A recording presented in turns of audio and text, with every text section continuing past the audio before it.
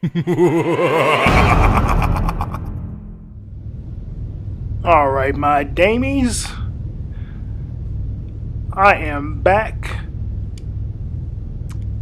It is the illustrious irregular man taking another dive through No Man's Sky Next, the newest installment of the very highly anticipated but huge initial letdown of a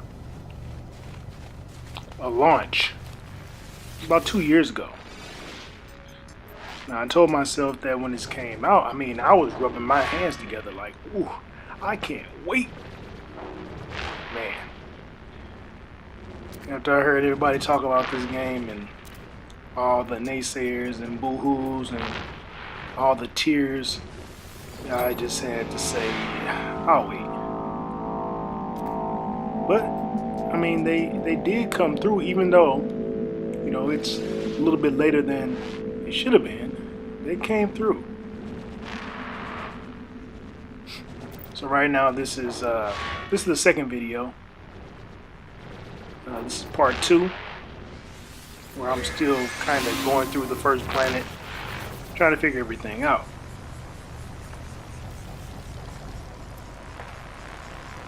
As you can see, I'm right at the crash site, taking a look at everything. Dude, what I really liked about this, even though it wasn't that it was super challenging, but it had me thinking like, man, you don't want to freeze to death. Your suit's constantly telling you that, okay, your thermal protection is down. So you're trying to make sure you don't die, while you're also trying to, gather all the minerals and materials that you can. Then you're trying to survey the landscape and see what flora and fauna you can find. You're trying to get names for everything. Now you can actually name these things and upload their names to the database if you like. I really didn't want to do that right now. Maybe sometime later, when I had time. And what I love about these games, man, I'm telling you, like, I've been playing video games for much longer than many of you have been alive. Put it that way. I'm an old school gamer, but I've been doing this so long. I've been playing video games so long, enjoying them for so long, that I'm very good at figuring things out. So, for some of these noobs, I don't even know why I use that word noobs. I guess I can call them noobs. For some people that don't know how, or don't have all the know-how to figure out some of these games, it comes natural to me at this point. It's not a lot of things that I haven't seen. Even if I don't have an instruction manual, I can usually figure things out pretty well.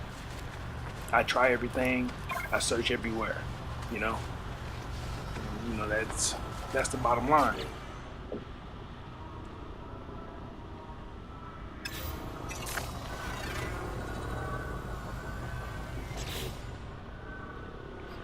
So, one of the things I do like to talk about when I'm playing these games, and like I said, I love it. I like to talk about how they allow you to contemplate life, and they mirror the things that people really, the questions that people have about, their existence. Like, what's really out there?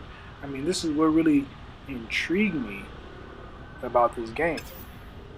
Because, the idea that you can travel to an infinite amount of planets, you can probably never finish the game, of course, which it almost seemed too daunting. Like, I didn't even know if I wanted to tackle this game. Because, sometimes, too much. Having too much to do is overwhelming, you know. Some games that are more structured, they have finite space, a little bit better for me anyway. That way, it's, you know, if it's more linear, I don't have to think a whole lot about what I want to do. But I think what I like about this game is that, much like Fallout, you know, it puts you into a world where you can manipulate, you know, very much of the environment. You can do so many different things that you might not ever get bored. So much to see. I mean, it's actually a very well rendered game from what I can tell. You know, I haven't gotten into a whole battle about anything yet. I haven't fought anyone yet. Right here, I'm about to freeze to death. I'm trying to rush back to my ship because there's a snowstorm. This was pretty awesome to me. I was like, man, okay, let me get my butt back to make sure that I didn't die. And of course, I knew I wasn't going to die. I was just hustling. Well, I think this game gives you plenty of opportunity to not fail. And of course, you really don't want to fail. I mean, this game does give you a couple of difficult options like permadeath. Man, permadeath! Wow, what a concept! But I mean, it's nothing new, of course. But just thinking about being out in this vast open space, and you're just. Maybe you're traveling, in space and something happens where you get hit by an asteroid or you run into something and boom, you're dead. I mean, you could be in the middle of whatever and it's over, you know? You got to start your whole game over, you know what I mean? It's ridiculous. And, maybe that's for something. Not for me. I really don't. I don't have time to do that. I mean, I do want to enjoy the game. I think to have myself in permadeath in any game would be so utterly frustrating that I might rage quit. You know what I mean? So yeah, the idea about this the universe really just allowed to think about what's really out there, what could be out there in real life. I don't necessarily believe in aliens, but I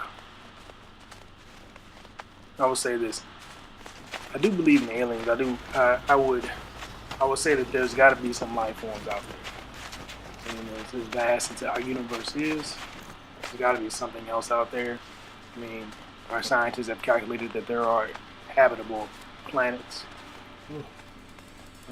I love the idea of us conquering the unknown. It's just a wonderfully awesome concept. Like man versus everything, man versus the universe. That's basically what this game is. It's the quintessential conquering of the impossible. So right here, what I'm doing is I'm going to find my hermetic seal.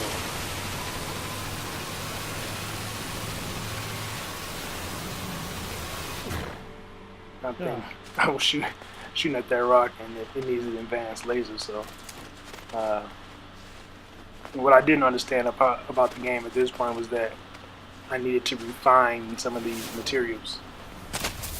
And These things will always be. you know, when I say refine materials,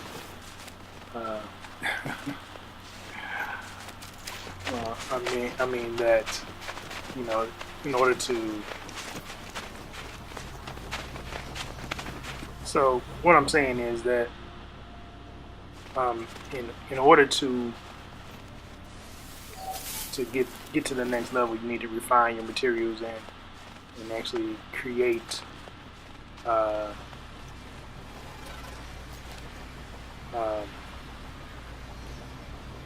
what the hell is it? Some refined materials so that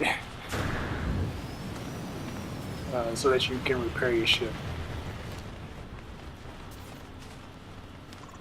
I thought right here was pretty cool, man. Like you get a beacon from someone just on the middle of nowhere telling you a distress beacon telling you to come here and help do whatever. This is pretty cool, man. You can access these archives. That was awesome. And this was another thing I had an issue with, was the whole visor thing. Like, I don't know why it was so hard for me to understand. Like, just repair the visor. But once I understood what I needed to do and started reading, because reading is fundamental, as I said in the last video, dude, it makes things a lot easier.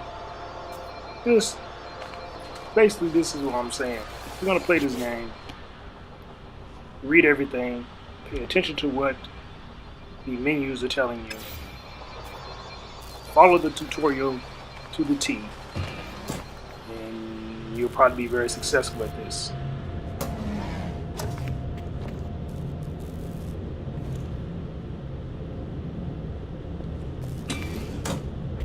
All I can't wait for is I want to be able to, you know, change my suit, change it to some other life form, or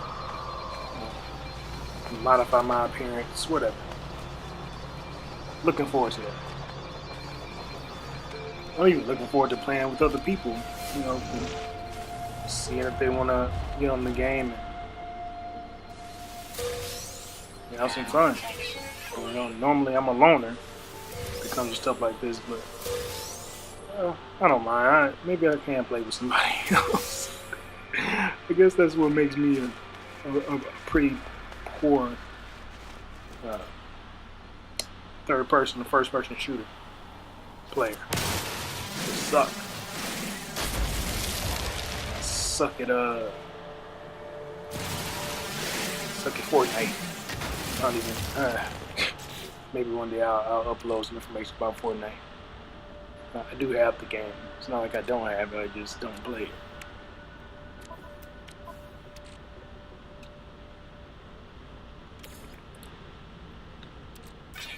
So all this stuff right here, like how you can modify your exosuit, how you can transfer things from the suit to the ship, and vice versa, I thought was pretty awesome.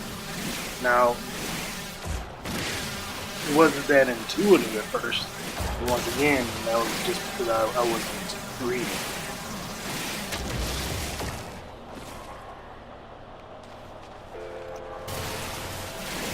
Anyway, you guys take it easy. I'll be back with the next one. And I'm out.